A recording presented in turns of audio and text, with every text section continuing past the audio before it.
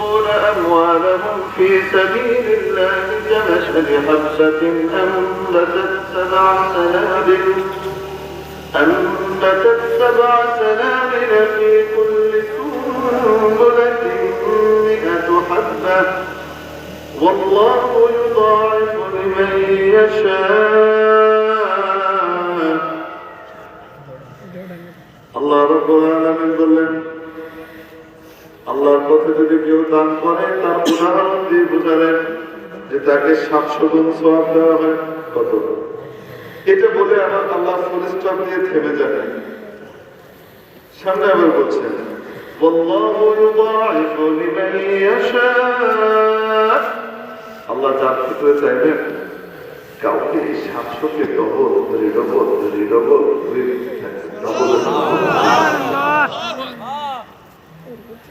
দান আল্লাহর কাছে এত আল্লাহ রাস্তায় দান করবো ইনশাআল্লাহ।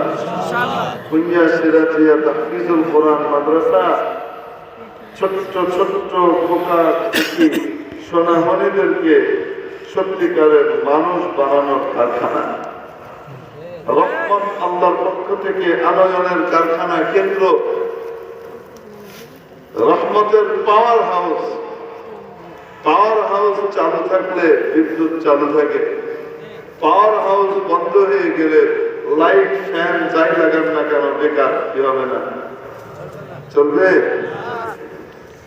ঠিক তেমনি ভাবে রহমতের পাওয়ার হাউস থাকবে, গোটা এলাকায় রহমত আসবে।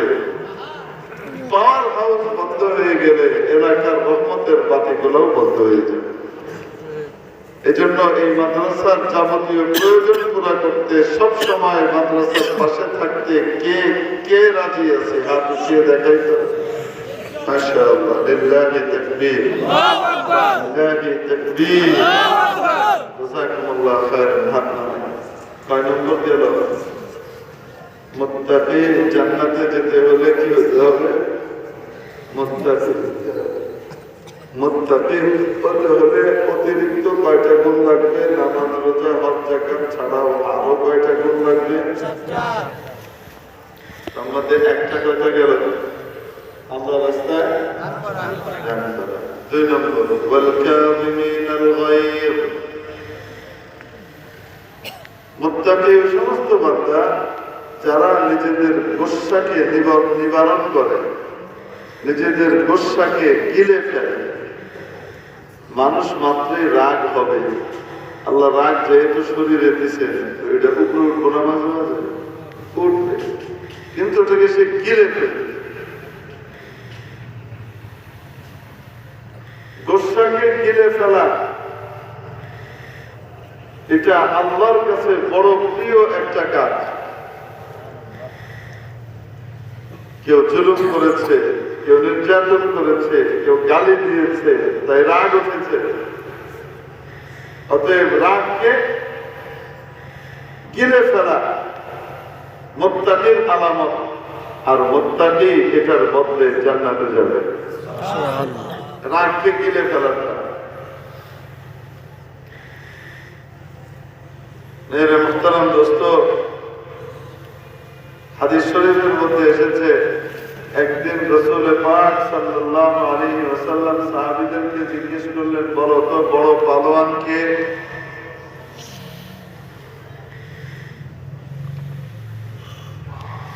সাহাবীরা অনেক চিন্তা ভাবনা করে একজনের নাম বললেন যে অমুক মদিনার সবচেয়ে বড় বাহাদুর পালোয়ান।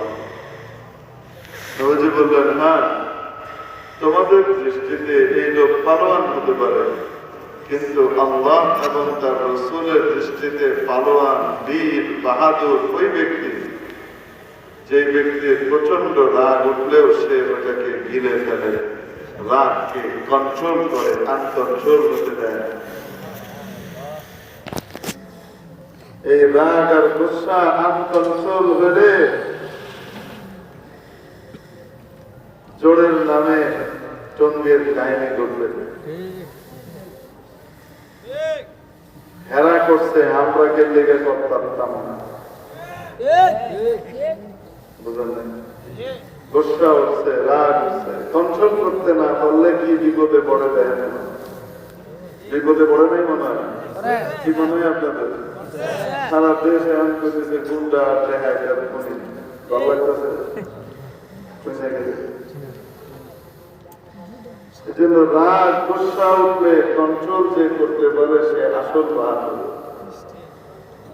সে আসল বীর। আমরা অনেক সময় মনে করি যে কেউ উত্তর দিচ্ছে না, তাকে অনেকে অনেক কিছু বুঝাইতেছে, সে কি দেয় না, উত্তর দেয় না, ভীরু কাপুরুষ না। নবীজির ভাষ্য অনুযায়ী রাগ ওঠার পরে সে রাগকে যে কন্ট্রোল করে এবং আয়ত্তে রাখে, নিয়ন্ত্রণে রাখে, এই হলো আসল বাহাদুর। এবং এই ধরনের বাহাদুরির কারণে ইসলাম পৃথিবীতে বিস্তার লাভ করেছে। হযরত আলী কাররামাল্লাহু ওয়াজহাহুর সাথে একবার এক কাফেরের লড়াই হচ্ছিল। হযরত আলী রাদিয়াল্লাহু তাআলা আনহু তাকে মাটিতে ফেলে দিয়েছেন। তাকে কোথায় ফেলে দিয়েছেন? মাটিতে ফেলে দিয়েছেন, দিয়ে তার বুকের উপরে চেপে বসেছেন। এখন ফাইনাল খেলা হবে। কি হবে? যুদ্ধের ভিতরে লড়াই নামছে, তুমি এখানে তো চুমাচুমের কিছু নেই। লড়াই আর যুদ্ধের ভিতরে কি মায়া নাকি? লড়াই তো লড়াই। নবীজির এক পরিচয়, আমি মহা যুদ্ধবাজ নবী। সুবহানাল্লাহ। প্রয়োজনে শান্তি প্রতিষ্ঠার জন্য যুদ্ধ করতে হয়, ঠিক না? অস্ত্র ডাকাতের হাতে, চোরের হাতে অশান্তির কারণ। প্রশিক্ষিত সেনাবাহিনী আইন শৃঙ্খলা রক্ষাকারী বাহিনীর কাছে শান্তির কারণ। বুঝাইতে পেরেছেন? দুইজন ব্যবহার করে কয় উদ্দেশ্য? দুইজনের উদ্দেশ্য দুইটা। তো নবীজি সাল্লাল্লাহু আলাইহি ওয়াসাল্লাম নিজের পরিচয় দিয়েছেন, আমি মহাযোদ্ধা নবী, মহাযুদ্ধবাজ নবী। যুদ্ধের দরকার পড়লে সেখানে ভীরু কাপুরুষের মতো পিছিয়ে থাকে না, সেখানে লড়াই তো লড়াই, সমানে সমান। এখন যখন কাফের হযরত আলীকে মারবার জন্য এতক্ষণ চেষ্টা করেছে, পারে নাই, হযরত আলীর কাছে পরাস্ত হয়ে গেছে রাদিয়াল্লাহু তাআলা। হযরত আলী রাদিয়াল্লাহু আনহু তার বুকের উপরে চেপে বসেছেন। এখন তলোয়ারের কোপ দিয়ে কি করবেন? গলাটা কাটবেন। লোকটা গালিবান ইহুদি ছিল। ইহুদিদের মধ্যে হারামি দুনিয়াতে খুব কম আছে। হারামের বহু স্তর আছে, তবে ইহুদিদের মধ্যে হারামের স্তর মনে হয় আর কেউ বস করতে পারে না। শয়তান দেখলে ওই এলাকা ছেড়ে চলে যায়। খাইছে কাম, এরা তো আমার চেয়ে বড় শয়তান। শয়তান বলে গেছে এক জায়গায়, এক মাঠে, কি করবে? পোলা প্যান্ডে দিয়ে শয়তানি করাবে। ছেলেরা দুষ্টুমি করে না, তাদেরকে দিয়ে শয়তানি করাবে। তো শয়তান ভেবে গিয়ে একটা ঘোড়া সেজে গেছে। কি সেজে গেছে? ঘোড়া। সেই ঘোড়ার চলে এখন পোলা প্যান্ডে দুষ্টামিতে লাগাই গেছে। পোলা প্যান্ডে খুশি, তাই দারুণ ঘোড়া আমাদের সাথে খেলে, বুঝলেন না? চল ঘোড়ার উপরে উঠি। সব ঘোড়ার উপরে উঠছে। উঠার পর দেখে এখন কি নেই, আর জায়গা নেই, তো কই বসবে? তোকে কোনো অসুবিধা নেই, সব ওখানে যায়। ওই যে ঝাড়ে যায়, ঝাড়ে গিয়ে বাঁশ একটা কাটছে, কাইটে সেই বাঁশ ওই ঘোড়ার পিছন দিয়ে ঢুকেছে। ঢুকে এবার সব ঘোড়া বাঁশের উপরে বসে, এই যে দেখ ঘোড়ায় বসে। শয়তান দৌড় হয়ে গেছে, বাঁচছে। এই এলাকায় আর কোনোদিন আসবো না, কারণ এখানে আমার দরকার নেই, আমার চেয়ে বহু হায়ার গ্রেডের শয়তান বুঝতে পারি না। সেজন্য এই ইহুদি গুলারে দেখলে, বর্তমান যুগের ইহুদি যেগুলি, এগুলি আগের মতো, এগুলি বদলায় নাই। কিছু মানুষ আছে ইহুদিদের ভিতরে ভালো, যারা শান্তি চায়। বেশিরভাগই হলো এই জায়নিস যেগুলা, এগুলা এই জায়নবাদী ইহুদি যেগুলা, এগুলা ইবলিসের চাইতেও বিকট। ইবলিসও এদের কাছ থেকে ট্রেনিং নেয় শয়তানি কেমনি করতে হবে। হযরত আলী ইহুদির বুকে চেপে বসেছেন, এখন কল্লাটা কাটবেন, হারানি বসে দেখে হযরত আলীর মুখে ঘৃণার সাথে থুতু কিছু মারছে। কোথায় মারছে? মুখের ভিতরে এক গলা থুতু থুপ করে মারছে। রাগটা কেমন উঠে বলে দিতে কন্যা কেন? থুতুটা মারার সাথে সাথে হযরত আলী রাদিয়াল্লাহু তাআলা তাকে ছেড়ে দিয়ে উঠে দাঁড়ায় গেছে, উঠে দাঁড়িয়ে গেছে। ইহুদি বাবা, আপনি আমাকে ছেড়ে দাঁড়িয়ে গেলেন, এতক্ষণ তো আমাকে পরাস্ত করার জন্য আপনি চেষ্টা করছিলেন, এখন আমার উপরে আপনার পরিপূর্ণ কর্তৃত্ব প্রতিষ্ঠা হয়েছে, আপনি আমাকে আমার চূড়ান্ত পর্যায়ে পৌঁছাবেন, আর আপনি ছেড়ে দাঁড়িয়ে গেলেন। আমি আপনার মুখে থুতু মারলাম, আপনি তো আমাকে জঘন্যভাবে হত্যা করার কথা, ছেড়ে দিলেন কেন? হযরত আলী রাদিয়াল্লাহু আনহু বলেন, দেখো, তুমি থুতু মারার আগ পর্যন্ত তোমার সাথে যে আমার লড়াই চলছিল সেটা আল্লাহর জন্য চলছিল। তোমার সাথে আমার কোনো ব্যক্তিগত শত্রুতা ছিল না, সেটা আল্লাহর জন্য ছিল। যখন তুমি আমার মুখে থুতু মেরেছ, তখন আমার রাগ আর গোসা এসেছে। এই গোসা আল্লাহর জন্য নয়, এটা তো হলো আমার নফসকে খুশি করার জন্য। অতএব যে কাজ আল্লাহর জন্য নয় সেই কাজ তো আমি করবো না, তাই তোমাকে ছেড়ে দাঁড়িয়ে গেছি। এই হলো বাহাদুর। পরিপূর্ণ শক্তি থাকা সত্ত্বেও মুখে থুতু মেরেছে। এই থুতুর কারণে যে রাগ উঠেছে, সেই রাগের কারণে তাকে ছেড়ে দিচ্ছে। কেন? এই রাগের কারণে আল্লাহর সন্তুষ্টি আসবে না, এই রাগের দ্বারা নিজের মনের তুষ্টি হবে, আত্মতুষ্টি হবে। তো ওই ব্যক্তি বড় বাহাদুর, যে ব্যক্তি গোসার সময়, রাগের সময় নিজেকে কন্ট্রোল করতে পারে। বিবির সাথে রাগ গোসা উঠে কি উঠে না মাঝে মাঝে? অতএব ধুমধাম মার দিয়ে দিব না কন্ট্রোল করবো? চিন্তা করতে হবে যে তার সাথে আমি রাগ গোসা কন্ট্রোল করলে আল্লাহ আমাকে মুত্তাকির কাতারে শামিল করবেন, আর আমি জান্নাতে যাব। স্বামীর কোনো অত্যাচার বা স্বামীর কোনো বাজে আচরণের কারণে স্ত্রীর যখন রাগ উঠবে, তখন সে মুখ খুলে যা তা বলে দিল, যা তা করে ফেললো, তা নয়। এই রাগকে যদি সে দমন করে, হজম করে, কষ্ট করে, সবল করে, এটার বিনিময়ে সে জান্নাত পাবে। ঘরে, বাইরে, রাস্তায়, মাঠে, প্রান্তরে, সর্বত্র নিজেদের গুসা, রাগকে কন্ট্রোল করতে রাজি আছে তো ইনশাআল্লাহ? রাগ তো কন্ট্রোল হতে চায় না। এজন্য হাদিস থেকে আপনাদেরকে দুইটা ট্রিটমেন্ট বলবো। নবীজি সাল্লাল্লাহু আলাইহি ওয়াসাল্লাম ইরশাদ করেন, রাগ শয়তানের পক্ষ থেকে আসে। কার পক্ষ থেকে? শয়তানের পক্ষ থেকে কি আসে? রাগ আসে। অতএব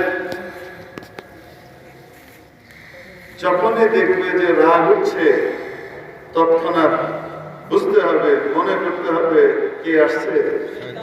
অতএব শয়তান থেকে আল্লাহর কাছে পানা চাইতে হবে। আউযু বিল্লাহি মিনাশ শাইতানির রাজীম, আউযু বিল্লাহি মিনাশ শাইতানির রাজীম পড়ার সাথে সাথে রব্বুল আলামিন এই ওসিলায় রাগকে দূর করে দিবেন, শয়তানকে দূর করে দিবেন।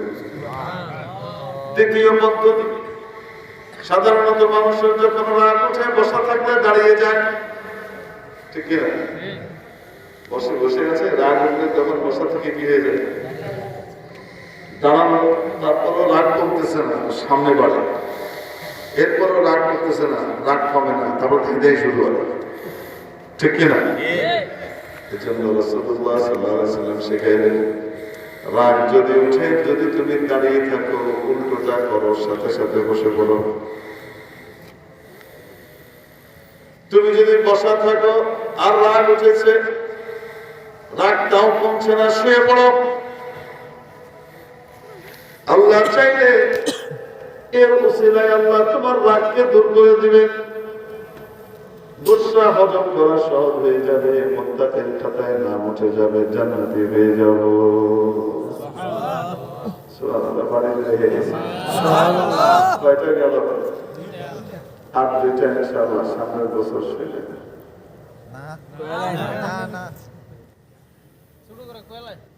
শুরু করেছে বাড়তে গিয়ে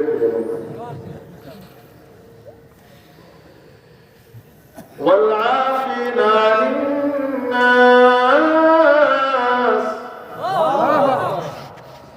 মানুষকে ক্ষমা করে দেয় যে জুলুম করেছে, নির্যাতন করেছে, অত্যাচার করেছে, অন্যায় করেছে, গালি দিয়েছে, জমি কেড়ে নিয়ে গেছে, দোকান কেড়ে নিয়ে গেছে, অন্যায় ভাবে জেলে ভরে দিছে।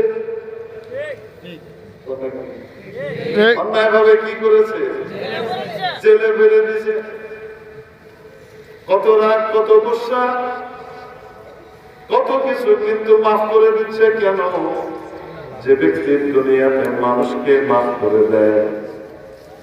আরে রাগ উঠে না, জুলুম নির্যাতন হলে, অত্যাচার হলে রাগ উঠে না? আমার জিনিস কেউ কেড়ে নিয়ে গেলে রাগ উঠে না? আমার মাল কেউ কেড়ে নিয়ে গেলে রাগ উঠে না? আমার জমিটাকে যদি কেউ আইন বাড়ায় ইয়ে করে ফেলে রাগ উঠে না? আমার ধান গুলাকে নষ্ট করে দিল, মাছের ভিতরে গিয়ে বিষ দিয়ে দিল, রাগ উঠে গিয়ে ওঠে না? উঠে গিয়ে ওঠে না? কতভাবে রাগ উঠে। যদি মানুষ মাফ করে দেয়, রব্বুল আলামিন কিয়ামতের দিন ওই বান্দাকে মাফ করে দিবেন। সুবহানাল্লাহ। ওয়াল আফিনা আনিন নাস,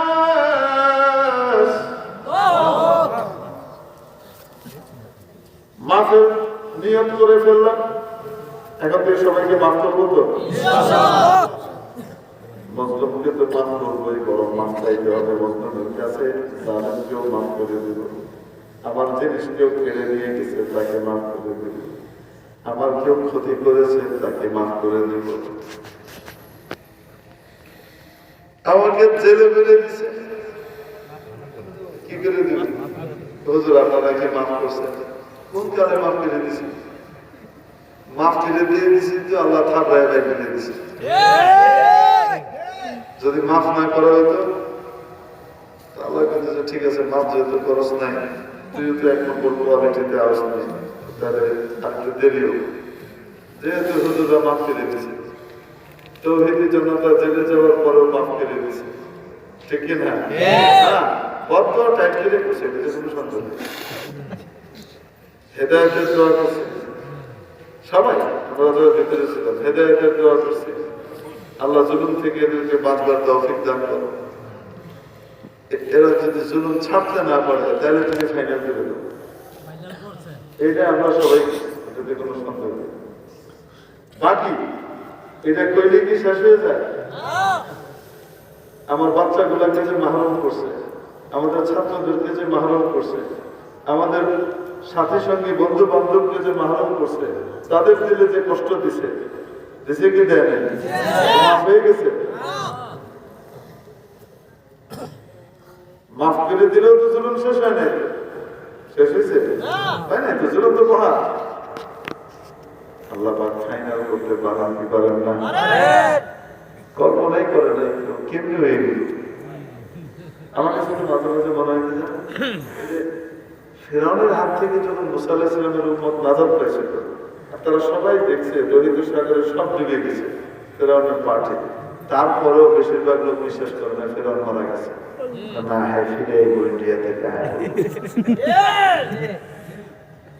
কোন জায়গায় ঢুকে গেছে, যে কোনো সময় বোঝেন। পরে আল্লাহ তাআলা ফিরআউনের লাশ ওই বাসাইতে বাসাইতে দেখাইতে দেখাইতে তীরে ভিড়াইছে, তারা নিজের চোখে দেখছে, সবাই আসলেই তো মরছে, আরাম আরাম করতে মরছে আসলে। তারপরে বিশ্বাস করছে, বলেন না কেন? আপনারা অন্যদিকে নিয়ে আমরা ঘরে ফেরাউন করতেছি না, কেউ ফেরাউন হইতে চাইলে আমরা কি করবো? সম অধিকার, শুধু পুরুষ ফেরাউন কেন থাকবে, মহিলা ফেরাউন হইতে হবে, বুঝলেন না? এটা সম অধিকারের লড়াই হয়েছে, আর কিছু না, মানে কিছু মনে করি। 15 বছর 16 বছর ফেরাউনের শাসন, অবাস্তব না বাস্তব? নিজেই মানুষ মারে, মেয়েরা আবার খাড়ায় পায়, রং মেঘে মেয়ে দিচ্ছে, অবাস্তব না বাস্তব? ছোট ছোট মেয়েরা, ছেলেরা, বাচ্চারা নামছে 2018-তে। আমাদেরকে গাড়ি ঘোড়া চাপা দিয়ে মেরে ফেলে জায়গায় কোনো বিচার হয় না। আমাদের সড়কটা নিরাপদ করে দাও যেন আমরা স্কুলে ঠিক মতো যাইতে পারি। মাঠ ঝেড়ে পিটাইয়া দর্শন লিগ লেলায় দিছে, লেলায় দিয়ে মেয়েগুলাকে রেপ করাইয়া বাপ মায়ের কাছে খবর পাঠাইতেছে যেন বাপ মা আর বাচ্চাকে বেড়ে বেড়েতে না দেয়। এই আকাম কুকাম করছে না, করে নাই? কোন মুখে বড় বড় কথা বলে? মাত্র 20 দিনের মধ্যে এই জুলাইয়ের অভ্যুত্থানের যে সময়, এই আন্দোলনের সময়ের ভিতরে নির্যাতনের নজিরবিহীন যে স্টিম রোলার চালাইছে, পাকিস্তানি হানাদারদেরকেও হার মানায় দিছে। পাকিস্তানি হানাদাররাও এইরকম নৃশংসভাবে করে নাই যেভাবে এরা